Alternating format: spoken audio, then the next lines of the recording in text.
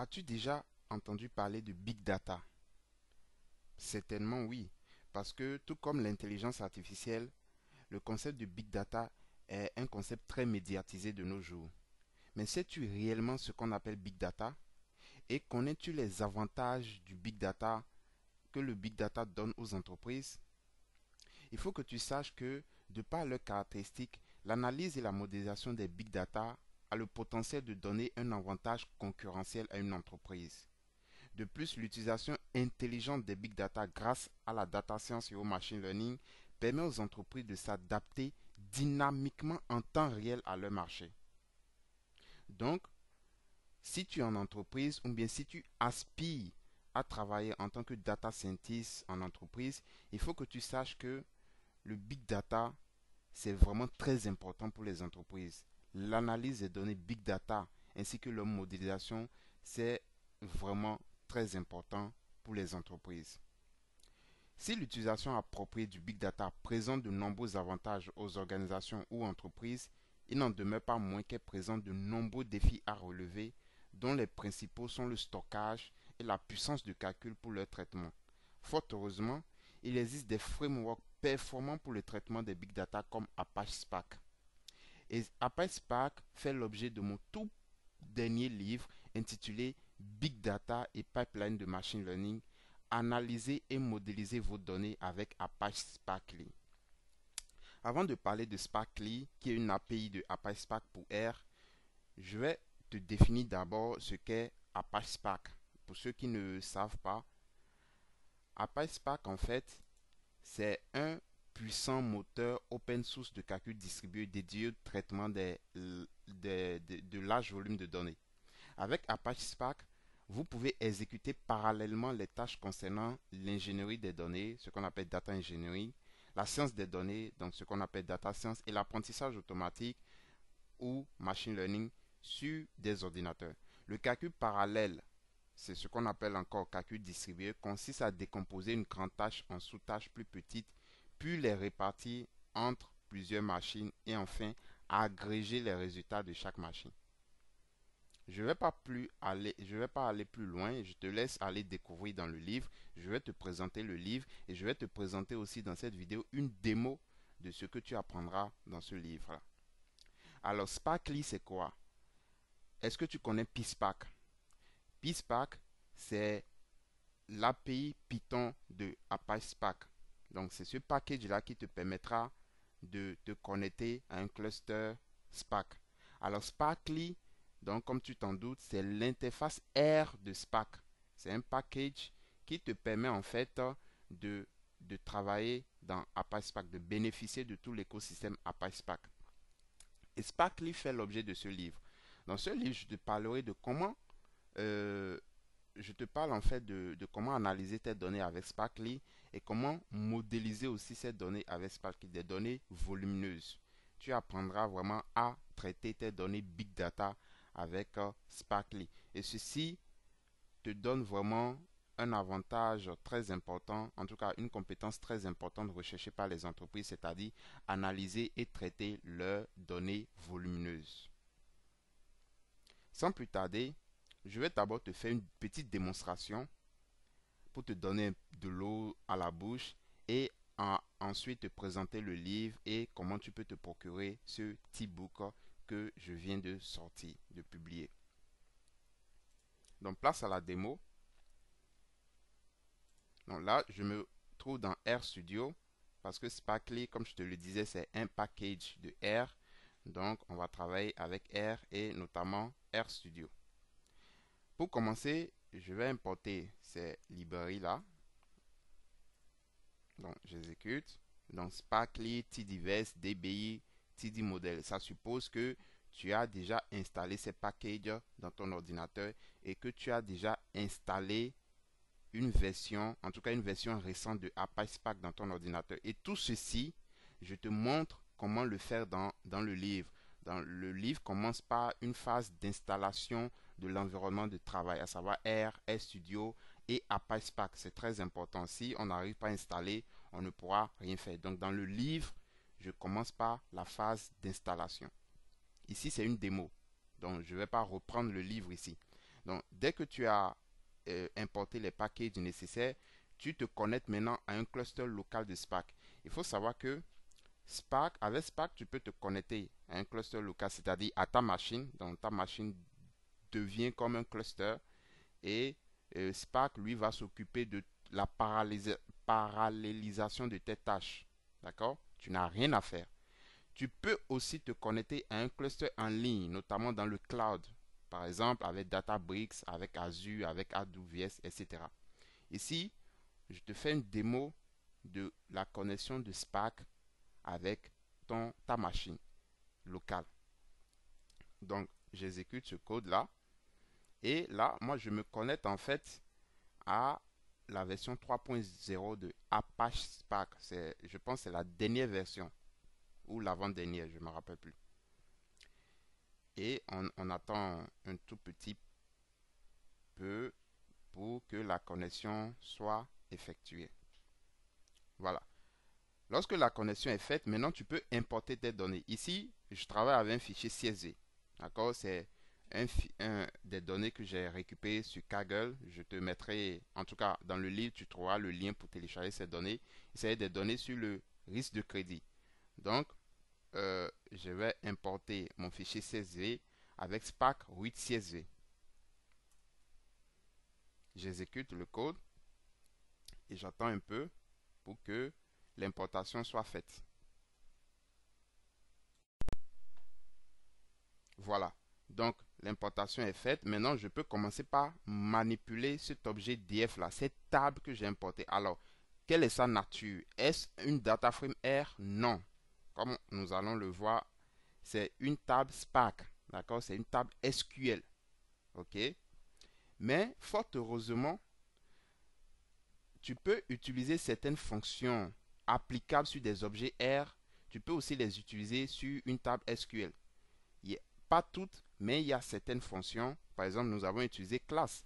Class, c'est une fonction R. Et pourtant, nous l'avons appliquée à la table SQL DF ici.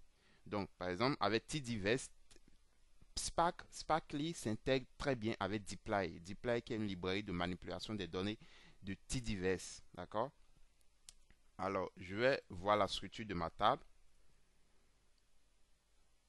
Donc là, j'ai la structure de ma table, j'ai les variables et le format de stockage des données au niveau de ces variables-là. Je peux compter le nombre d'observations de ma table SQL. Donc j'ai 32 581.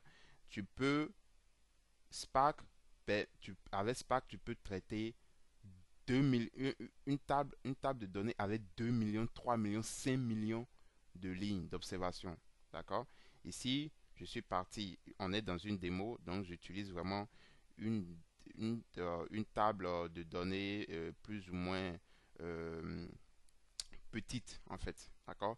Mais 32 000 déjà, si tu utilises uniquement R, ça peut peut-être te poser de problèmes au niveau de la modélisation. Quand tu vas faire par exemple un modèle de forêt aléatoire avec 100 arbres, ça peut commencer par bugger, surtout si tu n'as pas une machine très puissante. Je peux aussi visualiser les 5 premières observations avec la fonction read. Ok, jusque là, c'est bien. Alors, ce qui est intéressant avec Sparkly et notamment avec Apache Spark, c'est que tu peux faire ton analyse avec SQL. Si tu es vraiment très bien en SQL, là, vraiment, tu seras dans ton élément. Tu seras ravi de travailler avec Sparkly dans l'environnement de R, à savoir RStudio. Donc, supposons par exemple que je veux connaître la moyenne de chaque variable numérique avec Spark SQL. Il faut savoir que Spark SQL utilise le SQL standard que tout le monde connaît. Donc le SQL standard, si tu connais le SQL standard, tu pourras t'en sortir dans Spark. Donc, si je veux connaître la moyenne de chaque variable numérique, je vais d'abord les sélectionner. Donc, je crée une requête, je sélectionne chacune des variables numériques et je vais maintenant calculer la moyenne. Donc, regarde, voilà la requête. Donc, j'ai fait AVG de chaque variable numérique. Donc, je vais exécuter cette requête et ensuite exécuter ce code. Cette fonction dbGetQuery, c'est une fonction du package DBI. DBI qui est le package permettant de te connecter de connecter R à des systèmes de gestion de base de données et de pouvoir ainsi exécuter des requêtes SQL. Donc, une fois que tu as créé ta requête, tu peux maintenant exécuter la requête avec cette fonction db-getQuery qui prend deux arguments, ta connexion à Apache Spark et ta variable requête. Donc, j'exécute et j'ai le résultat. D'accord? Donc, j'ai la moyenne de chaque variable numérique dans ma table Spark. Et comme tu le sais, quand on travaille avec SQL, SQL il ne prend pas en compte les variables manquantes, les valeurs manquantes. Donc ici, on n'a pas pris en compte les valeurs manquantes. On a juste calculé la moyenne de toutes les valeurs non manquantes au niveau de chaque variable numérique. Mais regarde ce code-là. Ce code, il est vraiment long. Si regarde, pour faire ce simple calcul, regarde toute la requête qu'on a écrite. C'est pour ça, moi, je te conseille de travailler plutôt avec dplyr. Pour obtenir le même résultat, je vais utiliser le code dplyr. Regarde, voici le code dplyr. Ce code, il est vraiment concis, précis et efficace. D'accord? Le code dplyr, il est vraiment simple. Donc, si je veux obtenir la moyenne de chaque variable numérique dans ma table Spark, je fais df select if is numérique, ça veut dire il prendra uniquement les variables numériques et il va faire summarize la médiane. Bon, ici j'ai calculé la médiane, je peux calculer la moyenne, d'accord? Donc min par exemple. Ok. Et ici je lui précise que il y a des valeurs manquantes. Donc je fais ça, j'exécute et j'ai le résultat bien présenté en plus, d'accord? J'ai le résultat au niveau de la console. Donc regarde la différence entre ce code dplyr et le code SQL. D'accord? À mon avis, vraiment, il vaut mieux partir sur dplyr parce que le code de dplyr est simple, facile à comprendre et avec dplyr, tu écriras moins de code plutôt qu'avec SQL. OK? Autre chose, autre avantage de dplyr, c'est que dplyr a une fonction showQuery qui te permet de te montrer la requête SQL. Donc, supposons que tu es dans une entreprise et eux, ils ne veulent que travailler avec SQL. Ils te demandent de créer rien que des requêtes SQL. Ça peut arriver. Eh bien, mon frère ou bien ma soeur, tu écris ton code dplyr et tu utilises cette fonction showQuery qui va te montrer la requête SQL correspondante. D'accord? Tranquille. Donc, regarde, quand je fais ça, j'exécute. Regarde dans la console, il me montre la requête SQL. Exactement la requête SQL qui donne le résultat. Et toi, tu copies, tu viens ici, tu mets la requête et tu exécutes avec db-getQuery. Et eux ils vont penser que en fait, tu as utilisé vraiment du SQL.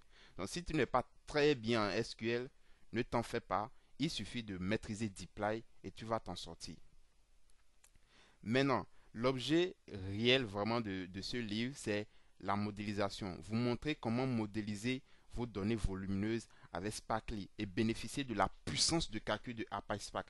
Apache Spark, pour ne pas leur faire la publicité, d'ailleurs c'est un projet open source, Apache Spark est 100 fois plus rapide que Hadoop. 100 fois plus rapide que Hadoop. Donc la puissance de calcul est vraiment énorme. Puis, si tu encore si tu connectes à ton cluster, tu te connectes à un cluster en ligne de Apache Spark tel que Databricks par exemple, là c'est gâté quoi. Tu as vraiment une rapidité de calcul extraordinaire. Donc, dans le livre, je t'apprendrai comment modéliser les données en utilisant Spark MLlib, qui est le package destiné au machine learning de Apache Spark. Et je te montrerai aussi comment intégrer TD Model et Sparkly. TD Model, pour ceux qui ne le savent pas, c'est une librairie très puissante pour faire du machine learning dans R. Et justement, si tu connais déjà TD Model, tu n'as pas besoin de grand chose pour intégrer ton workflow TD Model dans Sparkly. D'accord? Je te montrerai ça. Et mieux encore, je te montrerai comment construire des pipelines de machine learning. Des pipelines de machine learning avec Spark MLlib. Et ça, c'est très important. En entreprise, on construit des pipelines parce que les pipelines sont facilement déployables. Donc, la mise en production est beaucoup plus simple et facile et efficace aussi. Je te montrerai comment le faire avec Sparkly. Une fois que tu as fait tout ça, tu dois maintenant te déconnecter au cluster Apache Spark en exécutant ce code. D'accord? Tu exécutes ce code. Et ce qu'il y a dans le livre et qui est très intéressant, je ne me suis pas arrêté à la modélisation. Je t'ai montré, je te montre comment déployer maintenant ton pipeline modèle sur AirShiny. Donc, on va traiter une problématique qui est la modélisation du risque de crédit. Donc, une banque qui veut construire, avoir un modèle de machine learning qui permet de prédire si un demandeur de prêt sera en défaut de paiement ou pas. D'accord? Afin de ne pas gaspiller de l'argent, afin de ne pas prêter, de faire un crédit à de mauvais clients, si je vais le dire comme ça. D'accord? Et justement, il faudra intégrer, une fois que le modèle est construit, il faudra l'intégrer dans une application web. Et pour pouvoir faire des prédictions en temps réel. Et c'est ce que je vais te montrer aussi. Comment déployer un pipeline modèle Spark avec AirShiny sur une application AirShiny. Je te montre une démo toute simple. Je vais là. Là, tu as le code. Et je vais run cette application. Donc, tu trouveras tout le code et les explications détaillées dans le livre. Donc, on attend que l'application se lance et tu verras que vraiment c'est génial. Tu apprendras beaucoup de choses très utiles en entreprise avec ce livre-là. Donc, on se connecte au cluster et Apache Spark et après, il va lancer l'application. Donc, tu vois cette ligne-là, cette ligne de code 8, c'est cette ligne qui permet d'appeler de charger notre modèle de risque de crédit qu'on a construit précédemment. D'accord?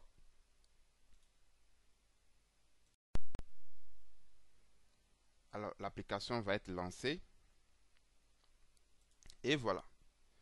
Donc, l'application, notre application de crédit scoring, mais qui a été dont le modèle a été construit dans Apache Spark, notamment avec Spark MLlib, d'accord, qui permet de faire du machine learning dans Apache Spark.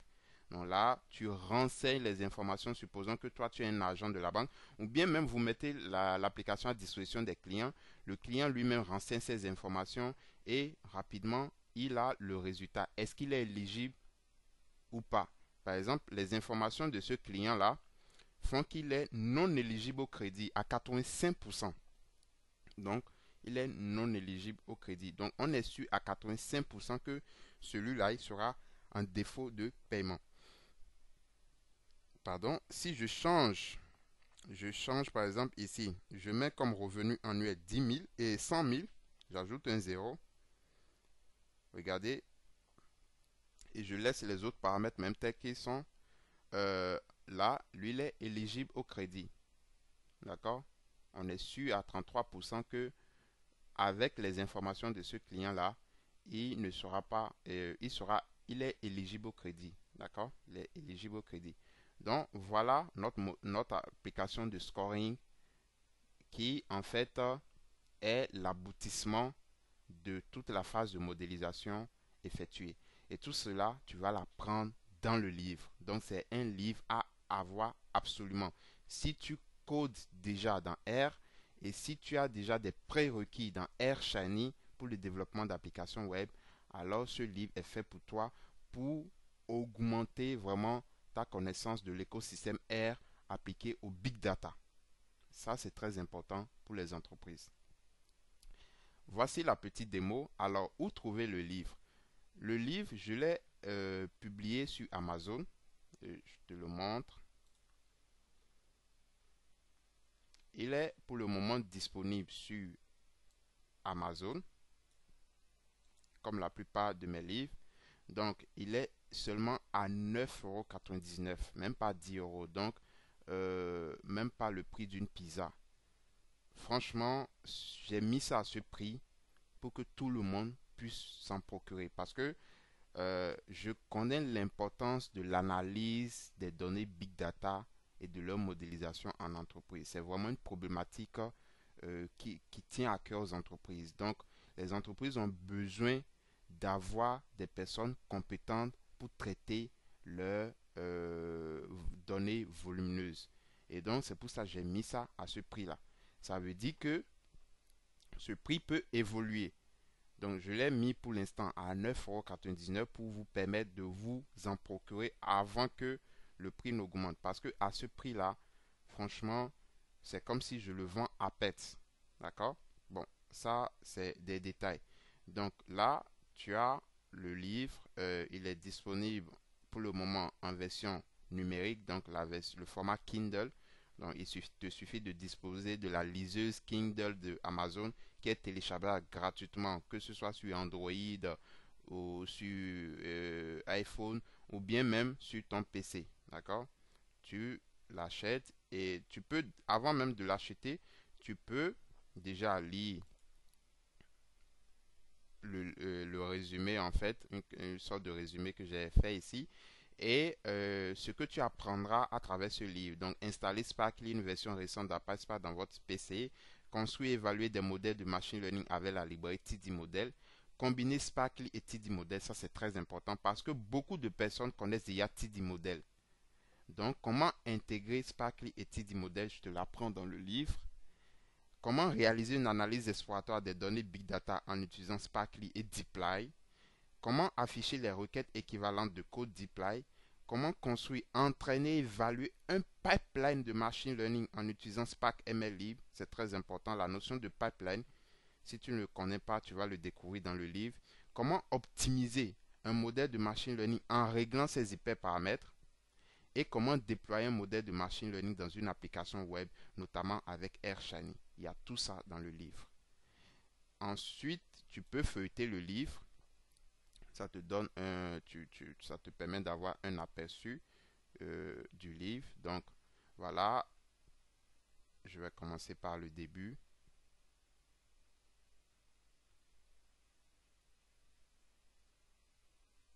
Donc là, tu as la table des matières, etc. Je te montre les prérequis à avoir. Ok, il faut d'abord déjà avoir des notions en programmation R et RStudio. Donc tu dois te procurer ce livre-là si tu es totalement débutant. Et tu dois avoir quand même des notions en développement web avec AirShiny. D'accord?